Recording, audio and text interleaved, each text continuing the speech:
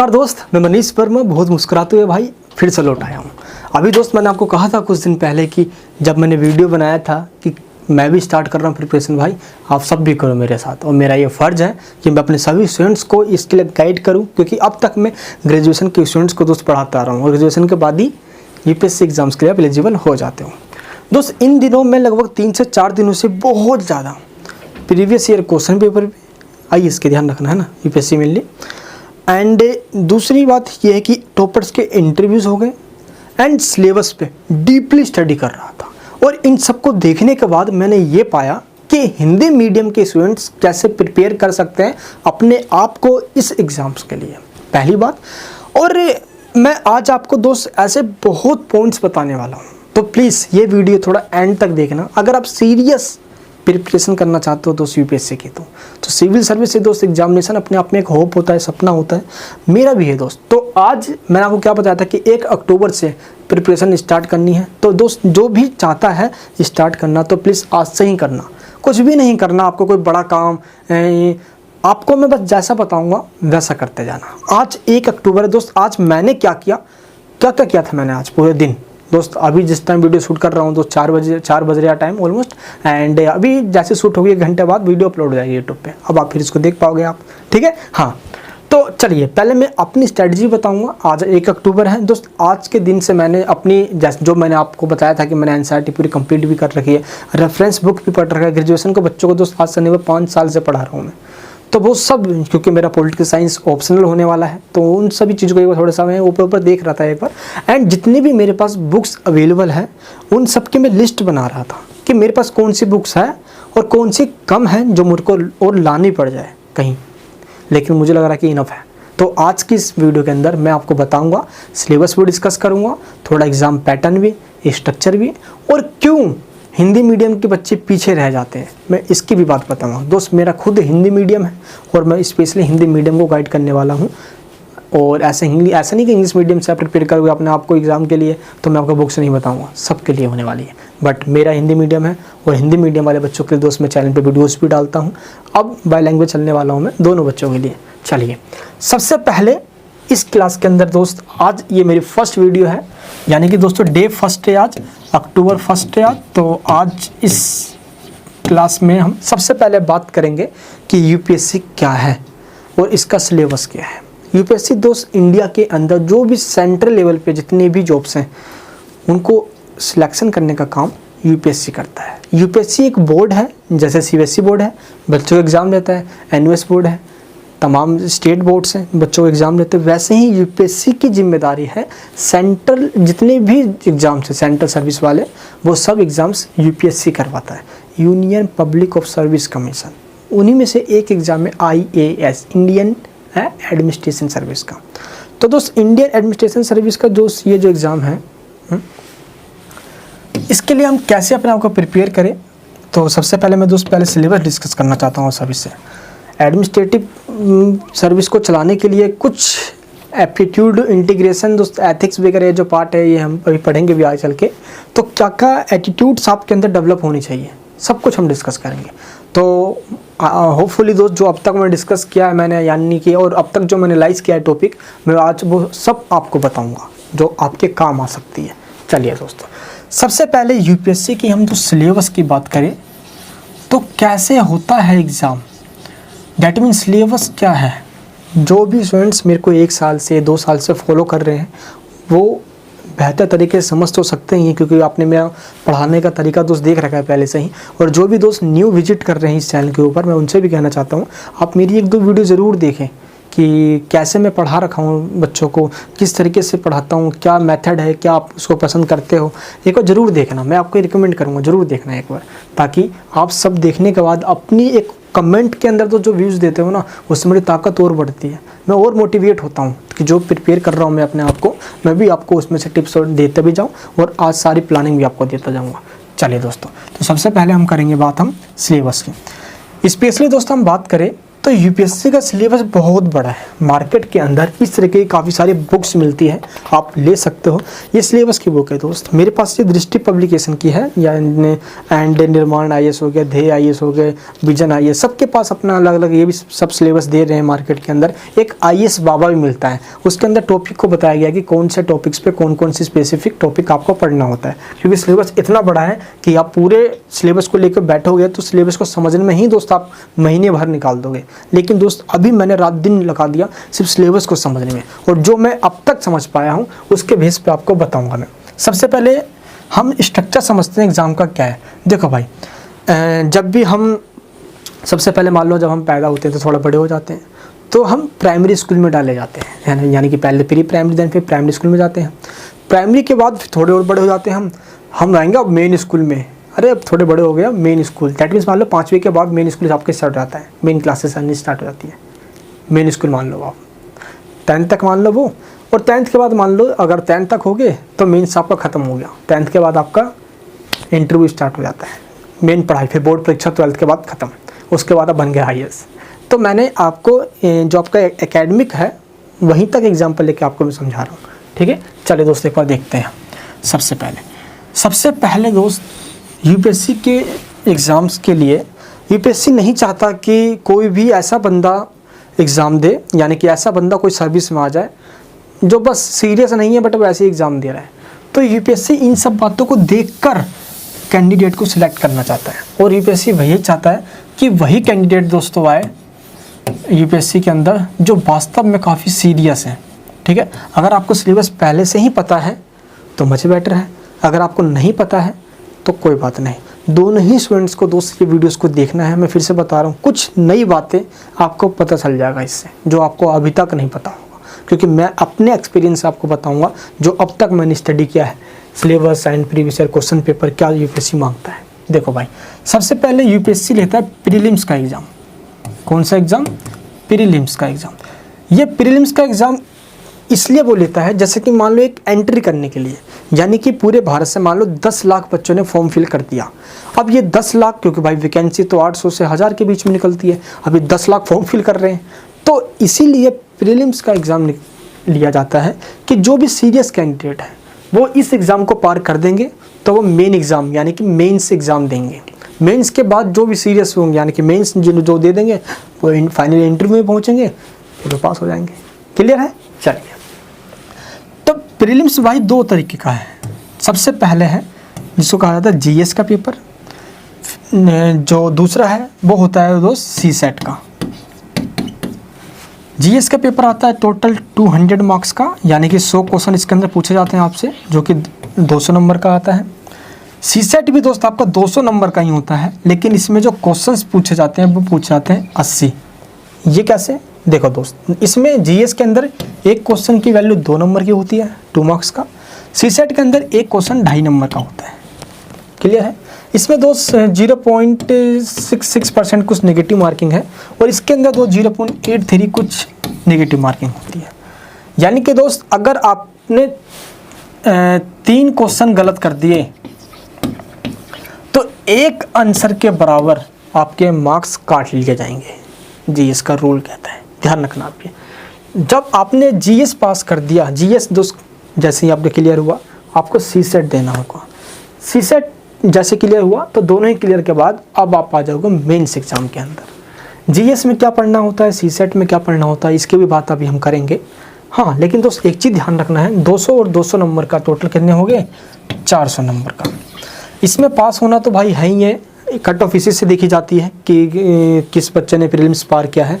ये आपका qualified exam होता है, तो इसको सिर्फ क्वालिफाई करना होता है। जीएस का पेपर दोस्तों 200 नंबर का है, 100 क्वेश्चन आ रहे हैं। तो 100 क्वेश्चन में से अगर आपने 55 to 57 क्वेश्चन ठीक कर दिया तो आपका जीएस निकल जाएगा। सीसेट में आपको सिर्फ 33% लेकर आना होता है, यानी कि 80 मार्क्स का दोस्त 33, दैट मीन्स 27 क्वेश्चन अगर आपके ठीक हो गए तो आपका सीसेट निकल जाएगा। लेकिन जो फाइनली जो कट ऑफ देखी जाएगी वो आपकी देखी जाएगी जीएस के बेस पे, इसके बेस पे नहीं, इसके मार्क्स नहीं कैलकुलेट किए जाते हैं मेरिट लिस्ट में। अब जीएस के बेस पे देखा जाएगा। अब ये देखा जाएगा किस किस ने प्रीलिम्स के क्लियर कर लिया है। अब जो जो प्रीलिम्स को क्लियर कर लेगा फाइनली वो देगा मेंस का एग्ज़ाम। दोस्त एवरी ईयर दोस्त 10 लाख स्टूडेंट्स, लगभग 10 लाख स्टूडेंट्स फॉर्म फिलअप करते हैं। उनमें से 5 से 6 लाख फॉर्म फिलअप करने के बावजूद भी 5 से 6 लाख ही प्रीलिम्स में बैठ जाते हैं।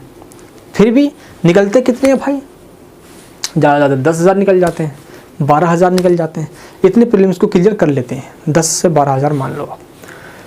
इतने सारे लोग प्रीलिम्स को क्लियर करने के बाद भी मेंस में जब बैठते हैं तो मेंस के अंदर लगभग 2 से 2,500 या 3,000 स्टूडेंट्स मेंस क्लियर कर लेते हैं और इंटरव्यू तक 800 से 1,000 स्टूडेंट्स को सिलेक्ट किया जाता है। क्लियर है? अब हम आ जाते हैं मेंस एग्ज़ाम के अंदर, क्योंकि बच्चे अब कहाँ पे आएंगे? प्रीलिम्स के बाद अब वो आएंगे मेंस एग्ज़ाम देने के लिए। मेंस के अंदर भी क्वालिफाइंग एग्ज़ाम होता है सबसे पहले भाई। अब क्वालिफाइंग प्रीलिम्स में ले तो लिया, अब मेंस में क्यों ले रहे हैं भाई? यूपीएससी देखने कहीं पे भी आपके अंदर कोई कमी नहीं छोड़नी चाहती, क्योंकि आप इस देश के प्रशासक बनोगे भाई, देश चलाना है, तो आपके अंदर एक कमी नहीं होनी चाहिए। अब यहाँ पे भी दोस्त क्वालिफाइंग एग्ज़ाम होगा। एक तो आपके कोई सा भी रीजनल लैंग्वेज ले सकते हो आप, जैसे हिंदी, यानी भारत की 8वीं सूची में जो भी लैंग्वेज है दोस्त, आप उसमें से कोई एक ले सकते हो। तो हिंदी ले लो, मान जो भी आपका, मराठी, तेलुगु जो भी है आपका, तो जैसे हिंदी मान लो एग्जाम्पल के लिए। और एक कंपलसरी पेपर होता है दोस्त, वो होता है इंग्लिश का। ये कंपलसरी देना, आपको इंग्लिश में ही देना है, चाहे हिंदी मीडियम में हो या इंग्लिश मीडियम में हो, ये देना ही पड़ेगा। अब इंग्लिश मीडियम वालों को इसमें दिक्कत आती है, वो तो ये पेपर दे देते हैं, लेकिन उनको एक रीजनल लैंग्वेज में देना होता है, चाहे वो हिंदी में दे तो भी इनको हिंदी पढ़ना पड़ जाता है इस पेपर को देने के लिए। ये हो जाता है। जब आप इन दोनों को दे दोगे तो आप आओगे अब देने के लिए मेंस का, सारे जो मेन पेपर है अब उनको देने के लिए आप काबिल हो गए दोस्त। अगर देखा जाए तो प्रीलिम्स में अगर आपने जब जीएस का पेपर दिया और सीसेट का दिया तो काबिल तो आप जब ही हो गए थे। फिर ये क्वालिफाइंग पेपर फिर भी यूपीएससी ये लेता है। देख लो भाई, बड़ा तेज है यूपीएससी। आप में एक, यानी कि हम सब पे एक कमी नहीं देखना चाहता, वो नहीं, तगड़े रूप से जाना है। खैर दोस्त, प्रीलिम्स में ही अगर आपने जीएस को पार कर लिया, सीसेट में फेल हो गए तो फेल माने जाओगे, ध्यान रखना। तो प्रीलिम्स में ही जीएस और सीसेट दोनों में पास होना होता है, तभी आप मेंस में आओगे। मेंस में आके क्वालिफाइंग एग्जाम दोगे, एक हिंदी वाला और एक कंपलसरी इंग्लिश वाला, या इसमें जो भी आप लैंग्वेज लेना चाहो ये। इसके बाद स्टार्ट होता है दोस्त आपके मेन जो पेपर स्टार्ट होते हैं वो आओ कौन सबसे पहले होता है? एसए का पेपर, पेपर 1 कहा जाता है इसको, ठीक है। एसए, इसमें निबंध होता है बेसिकली दोस्त, इसमें निबंध पूछा जाता है और निबंध आपको देना होता है, ठीक है।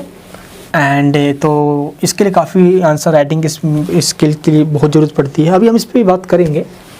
दूसरा जो पेपर होता है उसको जीएस है, उसको जीएस 1 कहा जाता है। क्या कहा जाता है? उसको जीएस 1 कहा जाता है। पेपर 3 को जीएस 2 कहा जाता है। पेपर 4 को जीएस 3 कहा जाता है और पेपर 5 को जीएस 4 कहा जाता है। यानी कि टोटल आपके जीएस के 4 पेपर होते हैं। अब इन चारों जीएस के पेपर में क्या सिलेबस है इस पे थोड़ा डिस्कस कर लेते हैं। सबसे दोस्तों जो पहला होता है, इसके अंदर पूछा जाता है आपसे क्वेश्चन जो पूछे जाते हैं, यानी कि जो टॉपिक आपका जो सिलेबस है, पहला है आपका Indian culture and heritage, history and geography of the world and society. Please आप नोट डाउन कर लेना जो मैं बोल रहा हूँ यहाँ पे। सबसे पहला जो है, या आप इसको डाउनलोड कर सकते हो, लिंक नीचे डिस्क्रिप्शन में, वो है पहला पेपर जीएस का जो है वो है Indian culture and heritage, history and geography of the world and society, ठीक है। यानी कि भारतीय कला एवं विरासत, इतिहास एवं भूगोल, यानी कि भारत का भूगोल, विश्व का भूगोल दोनों ही पढ़ना होता है, ये ध्यान रखना, और समाज। ये हो गया आपका जीएस पेपर 1। जो जीएस सेकंड पेपर है हमारा, यानी जीएस का, उसको बोलते हैं जो, जैसे कि मैंने इसको शॉर्ट में नाम दे दिया है, थोड़ा बस ऐसे लर्न रहे इसलिए, GCPSIR, GCPSIR। GCPSI का पेपर दोस्तों होता है आपका सेकंड। आपको सिलेबस, आपको इंग्लिश के टिप्स पे याद होना चाहिए, मैं सच बता रहा हूँ। सिलेबस इतना बड़ा है कि बच्चों को यही याद नहीं होता। जब आप पढ़ रहे हो तो आपको ये पता होना चाहिए, अच्छा ये, अरे ये तो जीएस 3 का है, ये अरे ये जीएस 4 का है, अरे ये जीएस 1 का है, ये पता होना चाहिए। जीएस सेकंड में क्या होता है, यानी जो पेपर 2 होता है जीएस का, उसमें GCP SIR पूछा। अब बोलोगे भाई ये क्या है, फुल फॉर्म तो बता दो यार। चल अब बताता हूँ। Governance, constitution, polity, social justice. S का मतलब सोशल जस्टिस से है, ठीक है, सामाजिक नहीं है। और IR का मतलब है अंतर्राष्ट्रीय संबंध, इंटरनेशनल रिलेशन से। फिर से बता देता हूँ, governance, constitution, polity, social justice, international relation. Clear है? पेपर 2।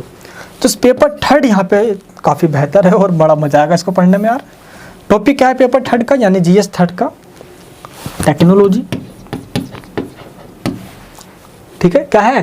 टेक्नोलॉजी या इकोनॉमिक डेवलपमेंट, ठीक है, biodiversity, environment, security and disaster management. Clear हो गया? फिर से बता दूं, technology, economic development, biodiversity, environment और security and disaster management. I hope आप इसको नोट डाउन कर रहे होंगे।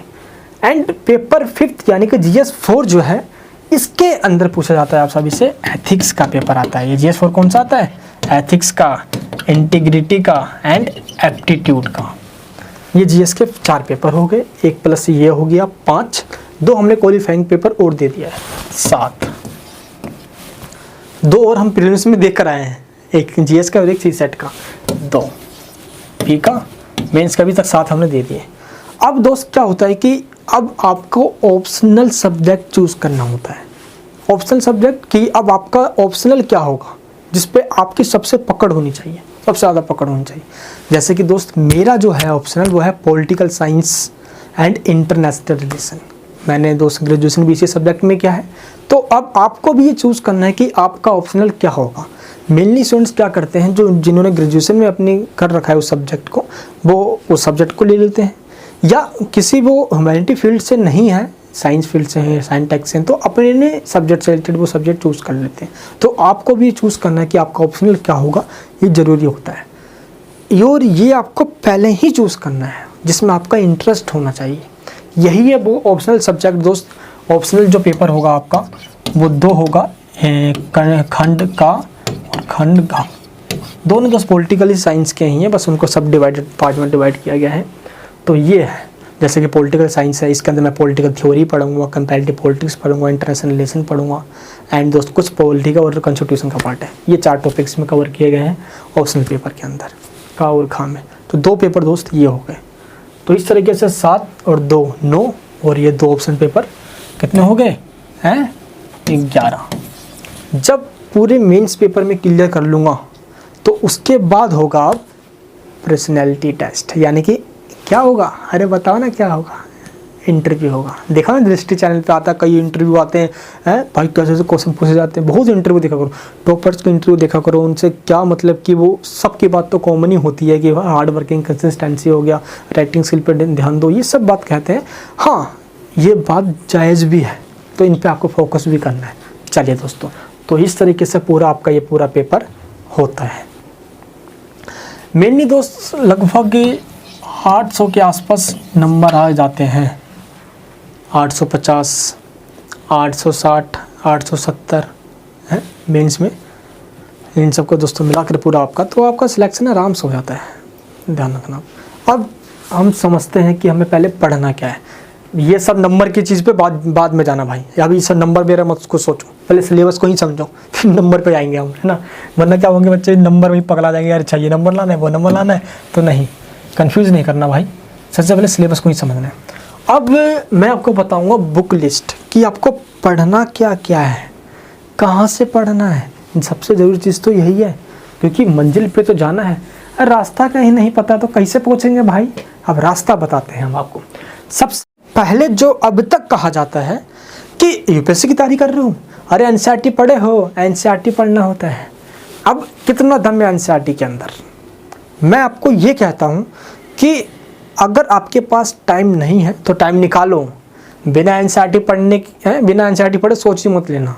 ऐसे बहुत सारे स्टूडेंट्स हैं जिन्होंने बिना एनसीईआरटी पढ़े ही निकाला है। लेकिन दोस्त सबके तरह तो हम थोड़ी ना हो जाएंगे यार, ये भी तो है। तो एनसीईआरटी ये आपकी जो बेसिक कंसेप्चुअल दोस्त जो अंडरस्टैंडिंग है ये क्लियर कर देगी। बहुत मज़ा आता है पढ़ने में। एनसीईआरटी पता है आपको कैसे कहानी होती है पिक्चर के साथ, तो इंटरेस्टिंग होती है। मैं आपको बताऊं एक्चुअली में यार कि जब 6ठी 7वीं 8वीं थे हम, मैं तो अब सोचता हूँ कि हमें क्यों एक एक साल उस बुक को पढ़ाया गया, जो दोस्त अब मैं 2 दिन में ख़त्म कर देता हूँ। तो 2 दिन में से ज़्यादा नहीं चलती एनसीईआरटी। एक क्लास उठाओ, एक बुक उठाओ, अगर आप उसको सही से पढ़ रहे हो तो एक दिन और सही से पढ़ रहे हो, 2 दिन मैक्सिमम, ख़त्म, बुक पूरी ख़त्म कर दोगे। समझ में आ गया आप सभी को? तो एनसीईआरटी कौन सी क्लास से पढ़नी है दोस्त? लोग प्रेफर करते हैं 9th क्लास से लेकर 12th क्लास तक। मैं आपको प्रेफर करता हूँ, रिकमेंड करता हूँ स्पेशली 6th से लेकर 8th क्लास तक पहले ज़रूर पढ़ना सही से। एसएसटी की जो बुक होती है उसको पढ़ना, और साइंस की बुक भी पढ़ लेना। दोस्त आज 1 अक्टूबर है, मैंने आज 6th क्लास की ओवरऑल सारी जो बुक्स होती है उसको मैंने ख़त्म कर दिया है, तब जाके मैं शाम के वीडियो शूट कर रहा हूँ। चलो अब आपकी बारी, थोड़ा मैं आपको समझा भी दूँ टॉपिक वगैरह, समझे? तो ये सब चीज़ है, मैं आपको वही बता रहा हूँ। मैंने आपको प्रॉमिस किया था ना कि दोस्त जैसे जैसे मैं प्रिपेयर करूँगा अपने आप को वैसे ही आपको बताता जाऊँगा, आप भी वैसे करते जाना। सफलता की राह दोस्त बहुत नज़दीक होती है, बस पहचानने की देरी होती है। और UPSC consistency, time management, writing skill और कंटेंट मांगता है। जिसके पास है वो सफल हो जाएगा, ये ध्यान रखना है। 9th 10th 11th और 12th इनमें क्या पढ़ें? देखो यार, अगर हम देखें तो सबसे पहले आपको सिलेबस को स्टडी करना है। अभी आपको मैंने मेंस का सिलेबस बताया था, तो चलिए पहले क्यों हम पहले प्रीलिम्स का सिलेबस जान लें, उसके बाद मैं आपको बुक्स लिस्ट के बारे में बताऊं तो आपको समझ में भी आएगा। प्रीलिम्स का सिलेबस दोस्तों कुछ इस तरीके का है। अब मैं आपको यहाँ पे दिखाऊं, ये देखिए, ये है कुछ इस तरीके का प्रीलिम्स का सिलेबस। आजा भाई, इधर आ जाओ, इधर आ जाओ। ये देखो, सबसे पहले आता है जो क्वेश्चंस आते हैं करंट अफेयर से पूछा जाता है, एनवायरनमेंट एंड इकोलॉजी से पूछा जाता है, जियोग्राफी से, हिस्ट्री एंड कल्चर से पूछा जाता है। तो कल्चर हिस्ट्री में ही पूरा आता है, प्राचीन से लेकर आधुनिक तक जो जो कल्चर्स मिले हैं उन सब के बारे में। इकोनॉमिक्स एंड सोशल डेवलपमेंट के बारे में क्वेश्चन आ जाता है, एक से काफ़ी क्वेश्चन पूछे जाते हैं। पॉलिटी, कॉन्स्टिट्यूशन, गवर्नेंस, मैं मोटा मोटी आपसे टॉपिक बता रहा हूँ कि कैसे कैसे क्वेश्चन किस टॉपिक से पूछे जाते हैं। एंड जनरल साइंस से पूछा जाता है। ये दोस्त प्रीलिम्स का है स्पेशल जो टॉपिक है, इन्हीं से क्वेश्चन पूछे जाते हैं। अब ये आपको पढ़ना होगा। अगर देखा जाए तो करंट अफेयर्स तो आपका मैगजीन्स हो गया, एंड दोस्त का इंटरनेट पे काफ़ी, जैसे जैसे दृष्टि कोचिंग सेंटर है, तो इन सब के वेबसाइट पे काफ़ी कुछ एडिटोरियल मिल जाता है। मैं आपको रिकमेंड नहीं करूँगा कि दोस्त आप न्यूज़पेपर पढ़ो। हाँ, अगर आपकी हैबिट बन चुकी है तो पढ़ो, लेकिन प्रीलिम्स में अगर टाइम कम बच रहा है तो आपसे मुद्दे की बात पढ़ो। न्यूज़पेपर में क्या होता है कि वही पढ़ लेता हूँ, वही पढ़ लेता हूँ, वही पढ़ लेता हूँ, कुछ रंगीन चित्रें मिल जाती है, लोग उसमें भी देखने लग जाते हैं। माइंड डाइवर्ट नहीं होना चाहिए, मुद्दे की बात पढ़ो। राज्यसभा लोकसभा की उतनी बड़े डिबेट ना सुन ले भाई, संसद टीवी बन चुका है अब तो भाई, संसद टीवी की डिबेट सुन लो यार, कहाँ टाइम दोगे न्यूज़पेपर, बकवास। मैं भी पढ़ता था। हाँ, दैनिक जागरण के जो एडिटोरियल वाला पेज आता है जो है, जिस पर आर्टिकल्स आते हैं, उस पेज को बस मैं जल्दी 5 मिनट में देख लेता हूँ, बस काम खत्म। टाइम नहीं देना उसके ऊपर, मेन चीज़ पर टाइम देना आप सभी को। एंड एनवायरनमेंट एंड इकोलॉजी के लिए भाई क्या पढ़ना है? देखो, एनवायरनमेंट के लिए जो मेनली जो बुक्स प्रेफर करूँगा भाई मैं, वो कुछ दोस्तों बुक्स है इग्नू की और एनएस की बुक भी है, लेकिन अगर चाहते हो प्रेफर कोई बुक तो इराक भरूचा एक राइटर है, उनकी बुक भी काफ़ी बेहतर है, आप उसको भी देख सकते हो। जियोग्राफी के लिए दोस्त मैंने क्या किया है, मैंने पढ़ा है 6 से लेकर 12th क्लास की एनसीईआरटी पूरी कंप्लीट है जियोग्राफी के लिए। एंड उसके बाद भी कुछ बुक्स है रेफरेंस बुक, आप उसको भी पढ़ सकते हो।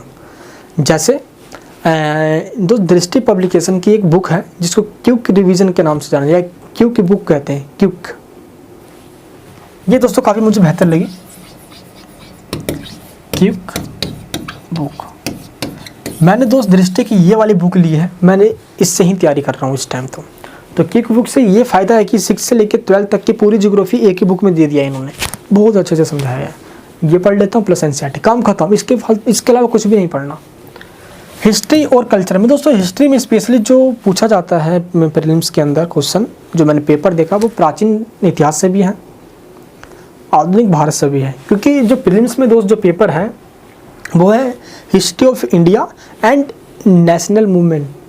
गांधी भूल गए क्या, दांडी मार्च भाई। तो भारत के राष्ट्रीय आंदोलन से क्वेश्चन काफ़ी पूछे जाते हैं, प्लस प्राचीन भारत से।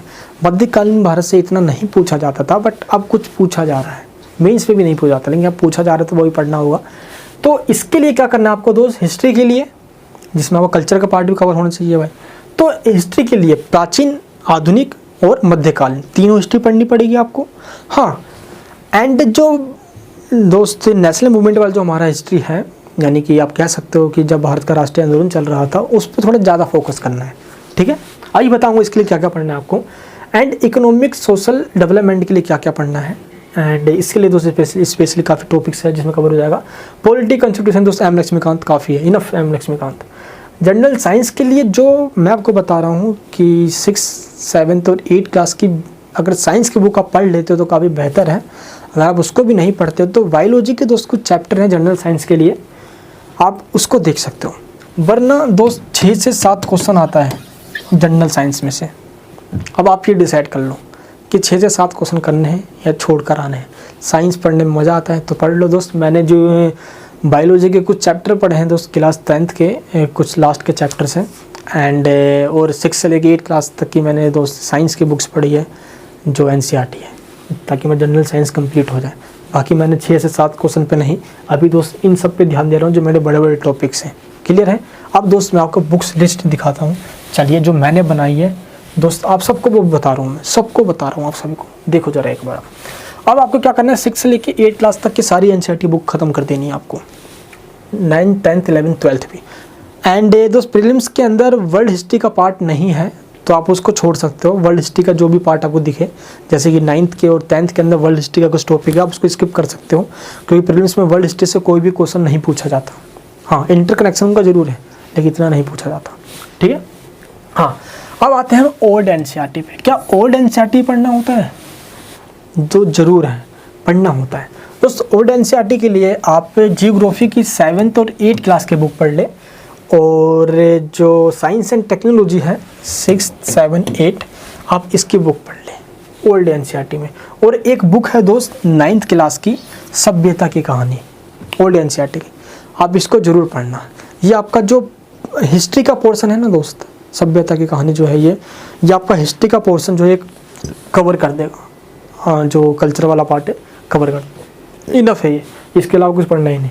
एंड दोस्त जो वर्ल्ड हिस्ट्री है, मेंस में जब आप पढ़ोगे वर्ल्ड हिस्ट्री तो उसके लिए आप 12th क्लास की जो सेकंड वाली बुक है दोस्त, वो इंडियन हिस्ट्री पे है, और जो फर्स्ट वाली जो बुक है क्लास 12 पॉलिटिकल साइंस की दोस्त, आप उसको पढ़ लेना 12th क्लास की। वो वर्ल्ड हिस्ट्री की पूरी टॉपिक सही है, वो आपकी बेसिक कंसेप्ट क्लियर कर देगी। बाकी करंट अफेयर्स के लिए दोस्त आप न्यूज़पेपर्स, मैंने आपको बताया, या जो मेन चीज़ है वो बताता हूँ आपको।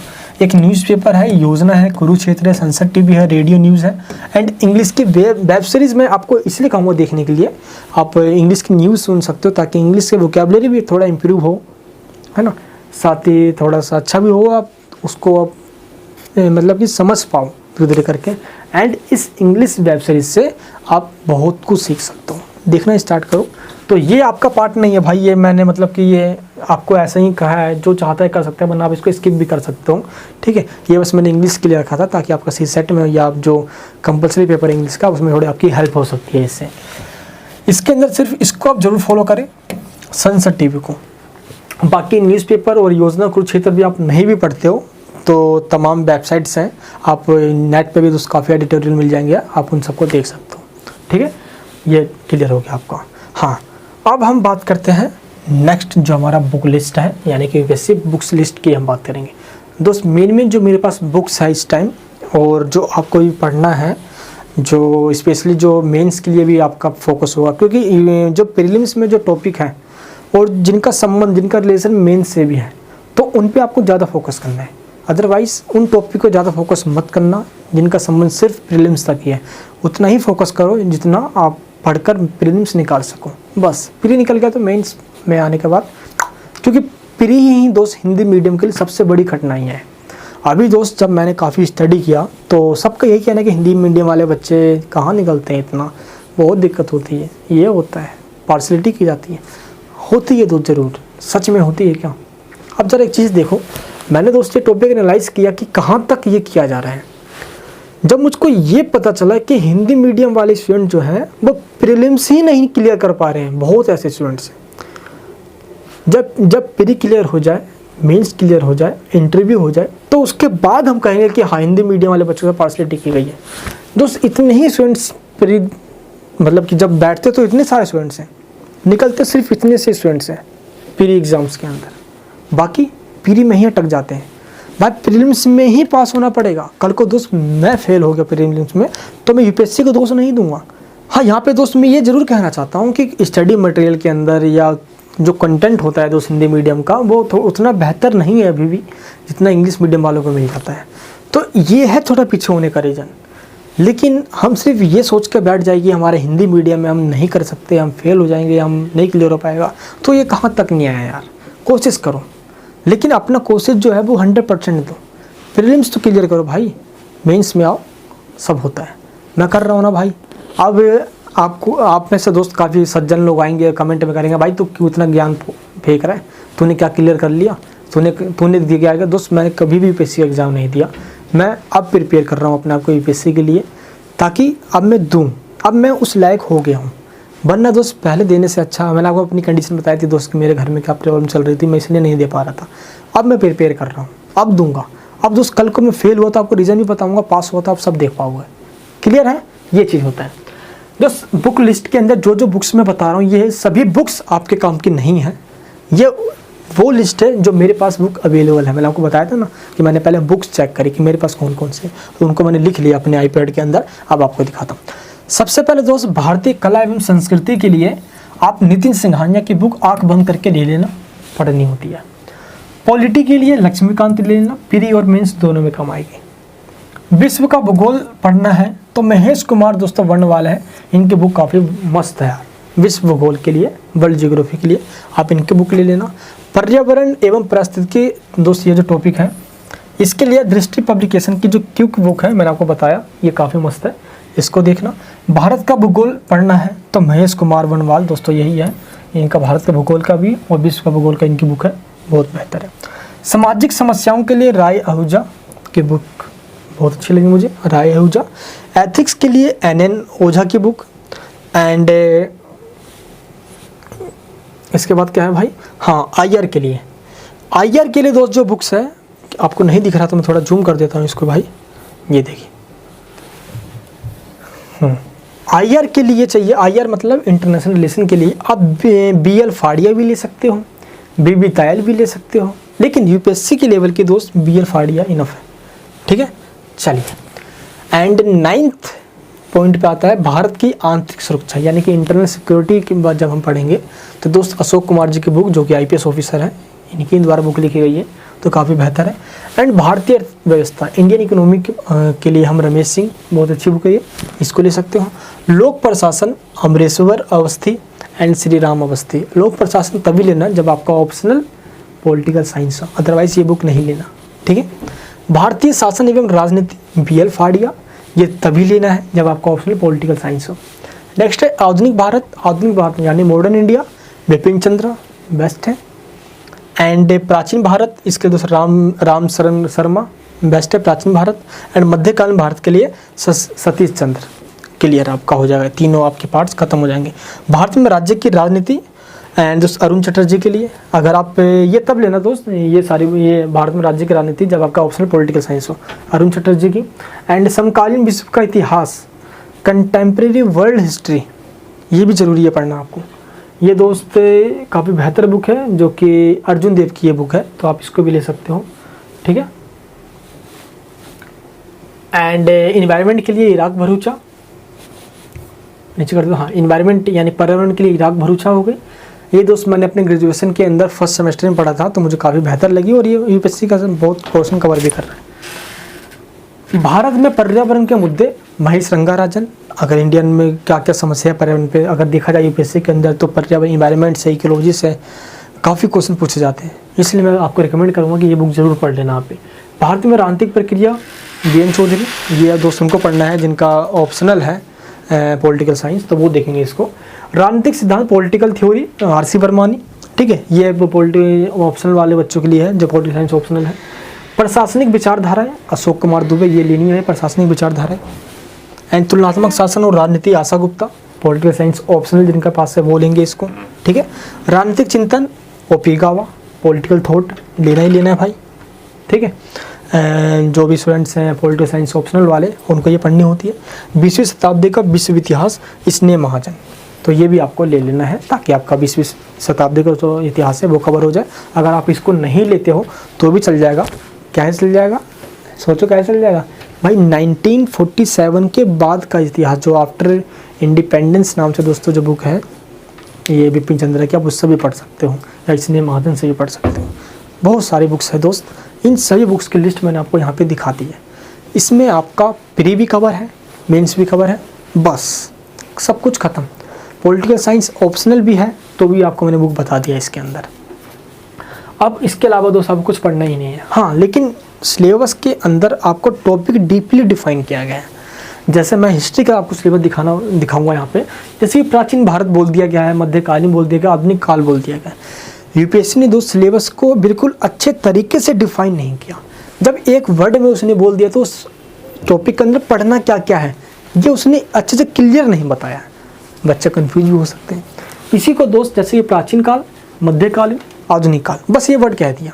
तो मैंने जब क्वेश्चन पेपर देखे तो मोस्टली जो क्वेश्चन आए हैं प्राचीन भारत से वो इन टॉपिक्स पे आए हैं। जैसे पाषाण काल 6 लाख ईस्वी पूर्व 5 लाख ईस्वी पूर्व के आसपास की बात है, हड़प्पा सभ्यता, ताम्र पाषाण युग, वैदिक काल में भी सब टॉपिक है। जैसे कि राजनीतिक व्यवस्था क्या थी वैदिक काल के अंदर, सामाजिक व्यवस्था क्या थी, आर्थिक व्यवस्था क्या थी, संस्कृति क्या थी और धर्म क्या थी। तो यही सारे पॉइंट्स आपको सभी काल में पढ़ने हैं। बुद्ध काल के अंदर भी, मौर्य काल के अंदर ही, मौर्योत्तर काल में, गुप्त काल में, गुप्तोत्तर काल में और पूर्व मध्यकाल, फिर स्टार्ट हो जाएगा आपका मध्यकाल। इसके अंदर आपको क्षेत्रीय राज्य, मुगल काल और विविध, जिसमें मराठा, महाराणा प्रताप जिससे जो क्षेत्रीय राज्य थे उनके बारे में पढ़ना है। नेक्स्ट दोस्त आपका आधुनिक काल। आधुनिक काल भी काफ़ी ज़रूरी है क्योंकि इसमें से ही सबसे ज़्यादा क्वेश्चन आता है मॉडर्न इंडिया से, और इससे भी ज़्यादा क्वेश्चन आता है नेशनल मूवमेंट वाले पार्ट से, राष्ट्रीय आंदोलन वाले पार्ट से। तो दोस्त 750 से 1857 को हम पहले डिवाइड कर सकते हैं हिस्ट्री को, मॉडर्न हिस्ट्री को, एंड दूसरे पार्ट में डिवाइड कर सकते हैं 1857 से लेकर 1947 तक। तो मॉडर्न इंडिया का दोस्तों जो पार्ट है बिपिन चंद्रा भी है, एंड जो नेशनल मूवमेंट है वो भी उसमें कवर हो जाएगा। और आफ्टर इंडिपेंडेंस के लिए भी बिपिन चंद्रा पढ़ सकते हो, इसने महाजन की बुक है उससे ही पढ़ सकते हो। तो इन टॉपिक्स को आपको देखने के लिए क्या करना है दोस्त, लास्ट ईयर के जितने भी 7 से लेकर 8 सालों के क्वेश्चन पेपर प्लीज़ देख लो एक बार यार, देख लो एक बार, बहुत कुछ समझ में आएगा। आंसर देने की कोशिश मत करना, आपको सिर्फ क्वेश्चन देखने बोला मैंने। कहीं सोचो कि क्वेश्चन क्या, चलो आंसर भी ढूंढती, नहीं, पगला जाओगे, धरती हिल जाएगी। बहुत भयंकर क्वेश्चन होते हैं दोस्त। अभी क्वेश्चन का आंसर मत ढूंढना, पहले कुछ पढ़ने के बाद ही प्रैक्टिस करना है, अभी नहीं, ठीक है। प्रीलिम्स का सिलेबस भी बता दिया मैंने आपको, ये सब भी हो गया एंड ये सभी भी चर्चा हो गई। अब लास्ट में दोस्त आपसे मैं एक ही बात कहना चाहता हूँ कि प्रीलिम्स के अंदर थोड़ी सी मेहनत लगेगी, आपको पढ़ाई तगड़ी करनी पड़ेगी यार, प्रीलिम्स ऐसे नहीं निकल सकता। पहली बात तो ये है। मेंस जहाँ तक मैंने अब तक स्टडी करके देखा यार कि मेंस 3 चीज़ों पे बेस्ड है। 3 चीज़ पक्के तो पक्का, मेंस कुछ भी नहीं है। जैसे प्रीलिम्स निकाल लिया उनके लिए मेंस कुछ नहीं है, जिनके पास ये 3 पॉइंट्स है। सबसे पहले टाइम मैनेजमेंट, दूसरा दोस्तों कंटेंट, और तीसरा बताओ writing skill. Time management, content और राइटिंग स्किल, ये 3 दोस्त चाहिए। प्रीलिम्स निकालने के बाद ये निकाल लो, बस काम खत्म, क्लियर है दोस्त। यही सब चीज़ मुझे भी डेवलप करना है, मैं भी आप सब कहीं तरह हूँ, बिल्कुल भी। मैं दोस्त ये मत समझना कि मैं भी बहुत एडवांस हूँ, मुझे सब कुछ आता है, नहीं भाई, मैं भी स्टूडेंट्स हूँ, मैं भी आप सबकी तरह हूँ, मैं भी सीख रहा हूँ, स्टूडेंट की ही तरह हम बिल्कुल चल रहे हैं प्रॉपर वे में। हाँ, जो मैं इस टाइम कर रहा हूँ स्पेशल कि क्या आपने अपना टाइम टेबल बना रखा है एक शेड्यूल के साथ, कि शेड्यूल होना चाहिए भाई एक, कि भाई मैं इसके साथ काम कर रहा हूँ। हाँ, मेरा एक शेड्यूल है, मैं इस प्रॉपर वे में पढ़ रहा हूँ, ये सब एक सिस्टमेटिक वे में होना चाहिए, डिसिप्लिन भी कंसिस्टेंसी के साथ, तभी दोस्त कुछ हो सकता है। ईमानदारी मांगता है यूपीएससी, ईमानदारी के साथ आपको प्रिपेयर करना होगा अपने आप को।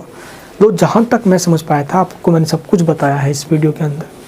अभी तो स्टार्टिंग है भाई, अभी मैंने स्टार्टिंग करा है आपको इस वीडियो देना यूपीएससी की। ये तो मेरी सेकंड वीडियो है, इससे पहले मैंने डिस्कस किया था ऐसे छोटे मोटे टॉपिक, अब मैंने सिलेबस डिस्कस किया है, बुक लिस्ट आपको बता दी है। तो ये सब आपको करके चलना है, प्लीज़ भटकना नहीं है। हर दूसरे दिन आपको ऐसा लगेगा बस यार मेरे से नहीं हो पाएगा, हर दूसरे दिन लगेगा, लेकिन हार नहीं माननी है। क्योंकि जो भी चीज़ आसान होता है ना वो तो सबको मिल जाता है, लेकिन कठिनाइयों से प्राप्त की गई चीज़ का मज़ा ही अलग होता है, सच बता रहा हूँ यार। तो थोड़ा देखते हैं एक बार, अपने घर की परिस्थितियों को देखते हुए, अपने समाज की, सोसाइटी की, अपने लिए कुछ करने की, सोसाइटी के लिए कुछ करने के लिए, देश के लिए कुछ करने के लिए जब सोचने का अंदर से जब जी करता है ना यार, चलता है कुछ बड़ा करना है और वो सपने आपके IAS पूरा कर सकता है, पोस्ट लेना है, सामाजिक सत्ता प्राप्त करना है, होता ना अक्सर ऐसा। चलिए दोस्तों, तो इन सभी के साथ आज मैं अपने शब्दों को विराम देना चाहूँगा। अब मैं आपको अपने इस वीडियोस का प्लान बताना चाहता हूँ कि अब मैं दोस्त इस चैनल के ऊपर UPSC की वीडियोस डालना चाहता हूँ, लेकिन आपको मैंने बताया था कि जब तक मैं उस टॉपिक को अच्छे से ना समझ जाऊँ कि वो टॉपिक जो मैं समझ गया वो हाँ UPSC के अंदर आंसर देने लायक हो गया है, जब तक मैं उसकी वीडियोज़ नहीं बनाऊँगा। तो दोस्त मैंने आपको बताया था ये, तो मेरी प्रिपरेशन स्टार्ट है, आप सभी प्रिपेयर करो अपने आप को। मैं एवरी संडे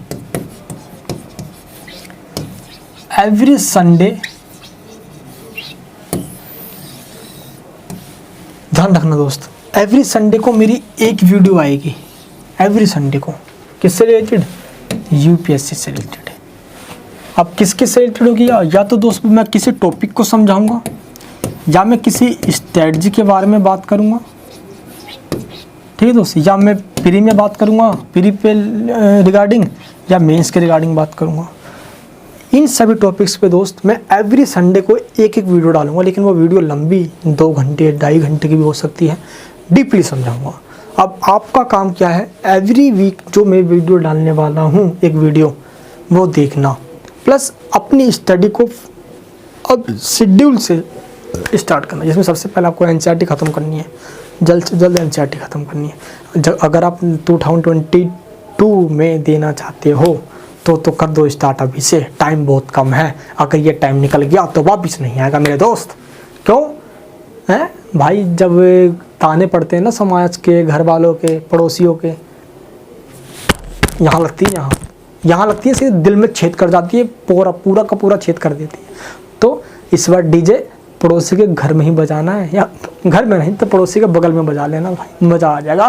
तो UPSC कवाड़ना निकालना है, 2022 में करना चाहो या 2023 में करना चाहो, फोड़ डालो, बस तैयारी करना स्टार्ट कर दो यार, अच्छे तैयारी करेंगे। हम हिंदी मीडियम वाले भी अपनी सीट रिजर्व करके दिखाएंगे कि हम भी किसी से कम नहीं है मेरे दोस्त। चलिए, तो इस तरीके से हमारे टॉपिक आज ख़त्म हो जाता है। एवरीडे प्लीज़ सब आप मेरी वीडियोस को ज़रूर देखना, और इन वीडियोस को बनाने में बहुत मेहनत लगने वाली है, क्योंकि दोस्त मैं UPSC की प्रिपरेशन से टाइम निकाल कर मैं वीडियो शूट करने वाला हूँ, तो कॉम्प्रोमाइज़ कर रहा हूँ। तो प्लीज़ आप इसको सफल बनाना ताकि और लोग देख सकें। मैं अभी से ही, क्योंकि मेरे दोस्त एक प्रवृत्ति रही है शुरू से ही, लोगों की हेल्प करना। मेरा कहते हैं दोस्त कि जी नहीं लगता, मेरा पेट नहीं भरता जब तक मैं वीडियोस ना बनाऊँ, आप सबसे बातें ना कर लूँ, मेरी फैमिली हो आप सब लोग, मैं सब लोगों की हेल्प ना करूँ, जब तो जी नहीं लगता कि मैंने कुछ किया ही नहीं है, मन नहीं लगता मेरा दोस्त। सच बताऊँ तो धरती पे आने का एक मकसद सा पूरा हो जाता है जब मैं आप सभी की हेल्प करता हूँ, किसी भी माध्यम से करूँ, मज़ा आ जाता है यार, सच बताता हूँ।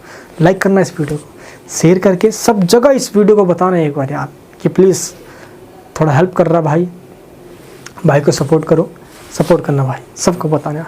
अगर फैमिली में नए हो तो रेड बटन दबा के सब्सक्राइब करो, आपका कनेक्शन मेरे दिल के साथ जुड़ जाएगा। नेक्स्ट संडे को मिलेंगे UPSC के टॉपिक के साथ, क्योंकि दोस्त मैं कुछ दिनों से जो मेरी एकेडमिक क्लास जैसे कि 9th 10th 12th 11th इन सबको भी पढ़ाता हूँ, मैं साथ ग्रेजुएशन के स्टूडेंट्स उनको भी पढ़ाता हूँ, उनको पढ़ा नहीं पा रहा था, मैं टॉपिक थोड़ा एनालाइज कर रहा था, ऑलमोस्ट डन है अब, ठीक है। तो अब मैं एकेडमी के बच्चों को पढ़ा लेता हूँ, और एवरी संडे को UPSC के टॉपिक की वीडियोज़ भी आएगी अब, ठीक है। कुछ टॉपिक दोस्त अगर मैंने इस क्लास में छोड़ भी दिया हो तो टेंशन मत लेना, अभी तो फर्स्ट क्लास है ये, आने वाले टाइम में सब कुछ बताता जाऊँगा आप सभी को मैं। क्लियर है? और कुछ पूछना है मुझसे आप तो कमेंट बॉक्स में पूछ सकते हो, मैं उसका रिप्लाई करूँगा। चलिए दोस्तों, मिलूंगा नेक्स्ट वीडियो के अंदर। अपना प्यार बनाए रखना। जय हिंद, जय भारत।